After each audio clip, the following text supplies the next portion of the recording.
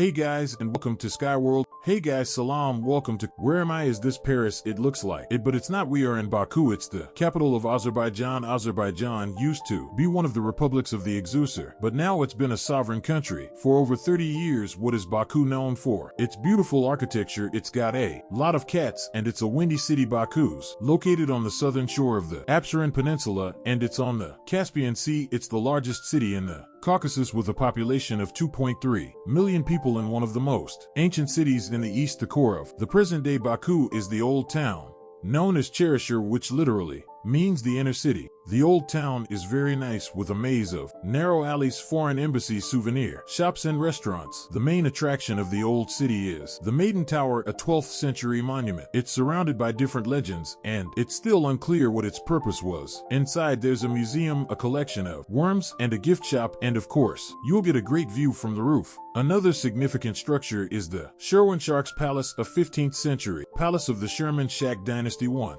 of the longest existing dynasties in the Islamic world. The Cherishir is basically a city within a city. In 2007, the old city had a population of about 3,000 people. It was a popular location for filming many Soviet movies during the Soviet era. As you walk around, you'll see a lot of tea houses, carpet merchants, and bear in mind that the prices in the inner city are higher, but there's so many nice restaurants here. I think the most is here by Johnny Meal. You can have it. Many of them are off the beaten path, so you got to know how to find them. Let me show you one of them. Club restaurant, live music, great service, and delicious cuisine action. Baku is located 28 meters below sea level. How's that even possible? It's possible because the Caspian Sea is also below sea level. Azerbaijan is an oil country. Digging for oil in Baku began in 1846. Around this time, many businessmen from Europe and the US, including the Noble brothers and the Rothschilds, came here to get rich, but they also brought with them European style and architecture. Thus, the city earned a reputation as the Paris of the East. By the beginning of the 20th century, half the oil sold in international markets was extracted in Baku. Today, petroleum is still the largest industry. There are lots of international oil field service companies like Halliburton. Baku is also a major seaport that is capable of handling 2 million tons of general and dry bulk cargoes per year. There are many universities in the city, including the big ones like Baku State University and Azerbaijan State Economic University, and around 5,000 international students. Tourism is growing, and the city has hosted a lot of international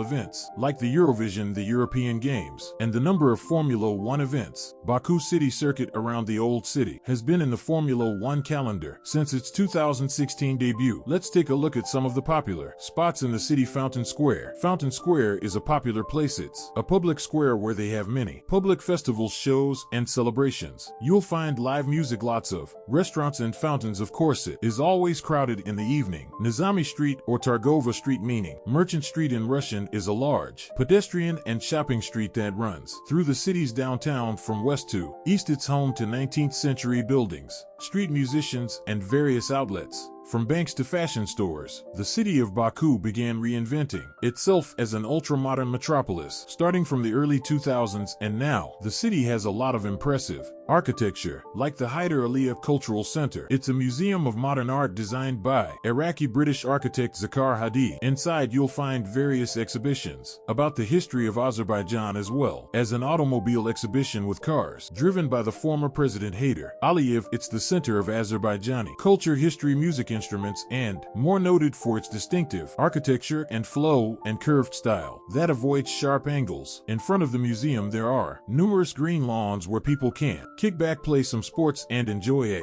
great view of the city. Another unique structure is Azerbaijan Carpet Museum in the shape of a folded carpet. The museum was established in 1967 and it was initially located in the Juma Mosque in the inner city. The collection of the museum includes over 10,000 items of ceramics, metalworks, jewelry, and the largest collection of Azerbaijani carpets of various weaving techniques and materials from different time periods. The Crescent Hotel is definitely a structure that's getting a lot of attention. It's part of a skyscraper complex that's been under construction for 12 years. Dennis Mall is a mall that reminds me of Sydney Opera. As you can tell, the city of Baku is pretty hilly. There's a lot of nice real estate and like residential and commercial, and there's also some iconic buildings like the Flame Towers. Behind me, those are architectural masterpieces, and of course the Flame Towers, some of the most iconic structures of Baku. They represent flames of fire because this region is known as the land of facades. Of the 3 flame towers function as large display screens with the use of more than 10,000 high-powered LED luminaries, but surprisingly there's not much to do here for tourists unless you're staying at Fairmont Hotel Tower, because the other 2 towers are nothing but offices and condominiums. The tallest structure in Azerbaijan is the Baku TV Tower. Its height is 310 meters and it has a restaurant on top if you want to eat with a good view. Baku has a lot of incredible architecture from different time periods. Look at the Palace of Happiness, previously known as Mukhtarov Palace, the 12th century Romano tower built during the Shirvanshah's reign, the city hall building built in the Baroque style. In 1904, Nizami Museum of Azerbaijan, Literature, a Hundaf National Library, Azerbaijan State Philharmonic Hall, and Armenian Church built in 1869. It's probably the only standing Armenian monument left in Baku. And of course, Baku has a lot of beautiful mosques like Hayder Mosque, Tazapir Mosque, and the Bibi Haybat Mosque, which is a recreation of the 13th century mosque that was destroyed by the Bolsheviks. Let's visit Tazapir Mosque. There's a number of ancient hammams in Baku dating back to the 12th, 14th, and 18th centuries. Baku Boulevard, that's my favorite part of the city. It's a pedestrian promenade that was established in 1909, which runs parallel to Baku's seafront. There's an amusement park, a Ferris wheel known as the Eye of Baku, a yacht club, musical fountains, and lots of very nice outdoor restaurants, and even a minute Venice with gondolas. How cool is that? Let's go for a ride. The ticket is actually less than $2. Baku Boulevard is a great place to go jogging or cycling or walking your dog. I wanted to share my morning jogging routine. So peaceful and quiet. And right there is the sea. They did an impressive job on the landscaping, bringing plants from all around the world like these baobabs that they brought all the way from Argentina. Hey guys, and welcome to Phoenix, Arizona. But in fact, we're still in Baku, and they did a fantastic job decorating the city waterfront promenade by planting a lot of exotic plants like cacti. I used to go jogging here a lot, and this thing would always freak me out. Right here on Baku Boulevard, you can also visit the Mugam Center of Azerbaijan. We can learn more about Mogam, genre of Azerbaijan music. Neftchiler Avenue, which means the Avenue of Oil Workers, is the central avenue that runs along the waterfront boulevard and has an abundance of boutiques and high-end stores. Baku has cool taxi cabs. These predominantly black and purple cabs were introduced in 2011. You only find these cabs in 2 cities in the world, that is London and Baku. You can ride in style, but they are more expensive, so if you want to save some money, you can actually use Bolt app to get a ride. It's really affordable.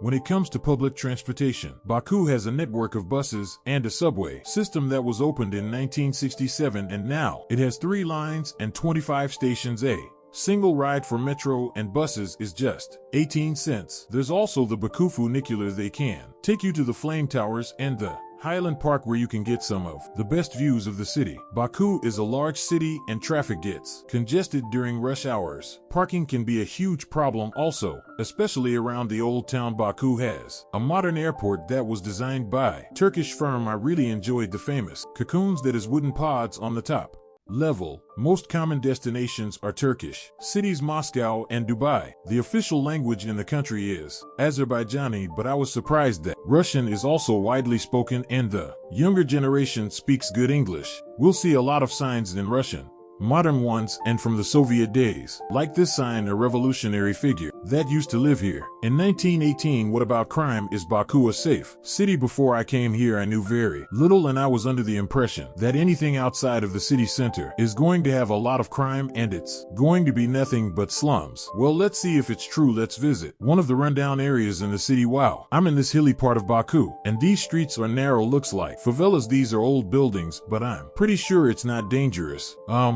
Foreign. This area currently is actually highly demanded by developers, so maybe a few years from now it's going to be bought out and replaced by modern condos and hotels, and in the distance you see flame towers, so they always get a good view before coming to